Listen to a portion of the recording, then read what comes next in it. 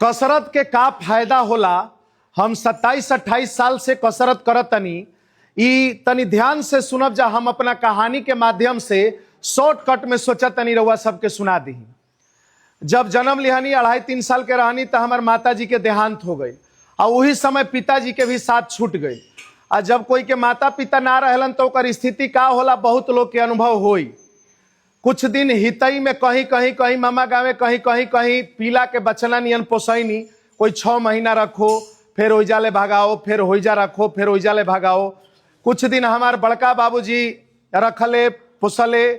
फिर ओकरा बाद हमारा कुछ ऐसा सरकमस्टांसेज आ गई कि कमाए भागे के पड़ल सूरत जाके 70 रुपया मजदूरी पर ओइजा फैक्ट्री में काम करत रहनी। ओइजा 2-4 गो कंपनी रहली सन, हिरन बखारिया, ओइजा जाके काम कैनी। ओइ जो कसरत करी, पुशअप डिप्स उप्स मारी। चूंकि पहले तो इतना सुविधा रहे ना आ जिम के बारे में सुनले ना रहनी, तो वैसे ही कूदिंग फानी पुशअप तुसअप ई सब मरात रहे।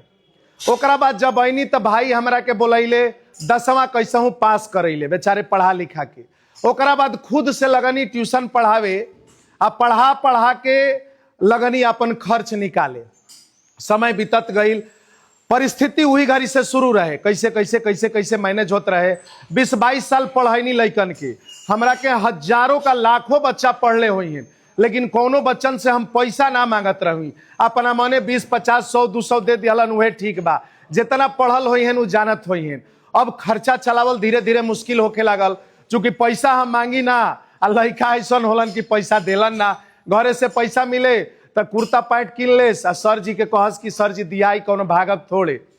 फिर एगो जिम के शुरुआत कैनी। कुछ बैंक से लोन लेके कुछ आपन बचा रहे वो मिला करके 50-60 लाख रुपया लगा के एगो जिम के शुरुआत कैनी।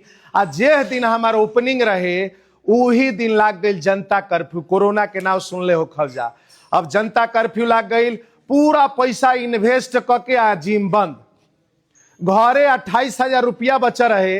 हम अपना पत्नी से कहनी कि दे दऊ हो तनी टेंट आ मिठाई के बयाना देवे के बा।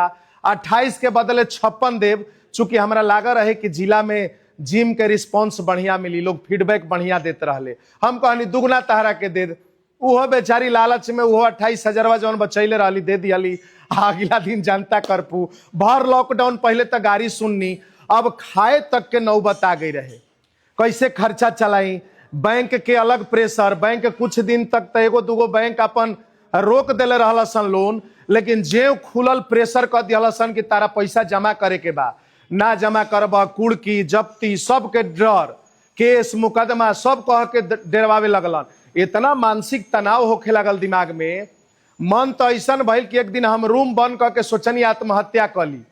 लेकिन ध्यान दी, कसरते हमरा के इतना मजबूत बनैले रहे मानसिक रूप से कि हम आत्महत्या ना कैनी आ ना कबो जिंदगी में करब।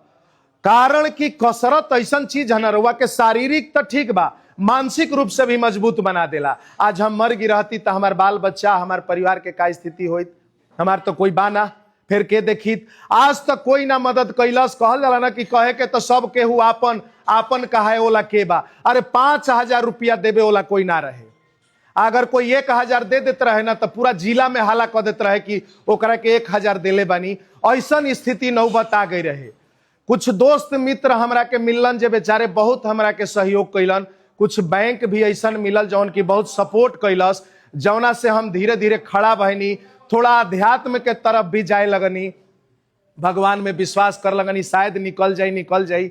लेकिन एगो बात रहुआ सबके इस कहानी से बतावत तनी कि इतना हम सरवाइव कर पैनी, ओकर एकमात्र कारण बा कसरत।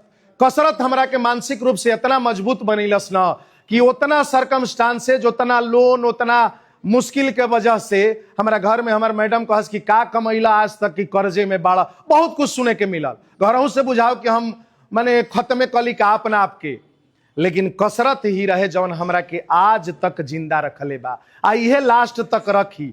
एक और हम बच्चा के उदाहरण देतनी। आजकल देखत तनी लइका नीट निकालत तण आत्महत्या कर लेतन, मानसिक रूप से मजबूत नहीं खन।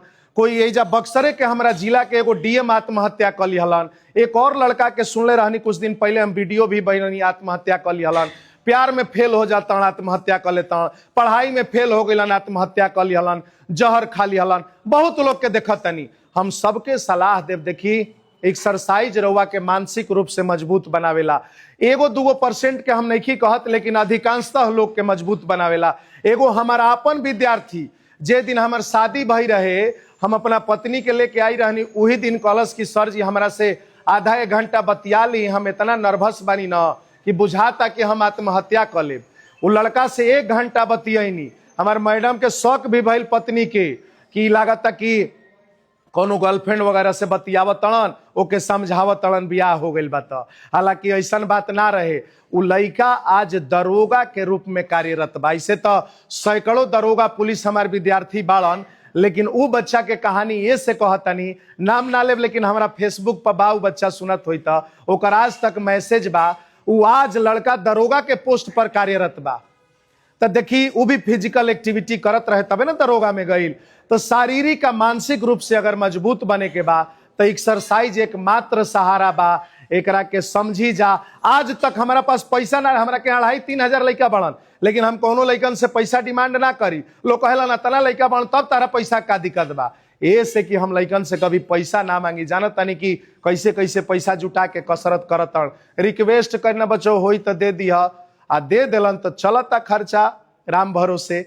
लेकिन हम कोई के प्रेशराइज ना करी, कसरत करे के हम मोटिवेट करी ना। एक बात रवो सब हमरा कहानी से सीख लीजा, एक्सरसाइज के कोनो उम्र ना होला, एक्सरसाइज के कोनो समय ना होला। जब भी समय मिले आधा से 1 घंटा रउआ सब कसरत जरूर करी जा। ठंडा में तो और करी जा। अपना आप के शारीरिक के साथ साथ मानसिक रूप से मजबूत बनाई जा। रेगुलर जिम जाई जा, चाहे घरे कसरत करी जा। स्वस्थ रही जा, फिट रही जा, मस्त रही जा। धन्यवाद।